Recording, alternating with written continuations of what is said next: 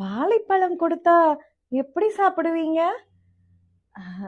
வாழைப்பழம் மட்டும் இல்ல, கொய்யா பழமா இருந்தாலும் வாயில தான் சாப்பிடுவேன்.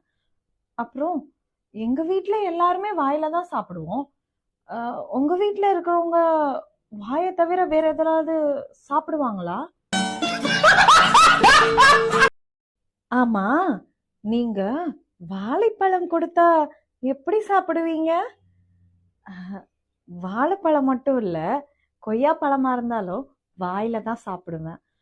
அப்புறம் எங்க வீட்ல எல்லாருமே வாயில தான் சாப்பிடுவோம்.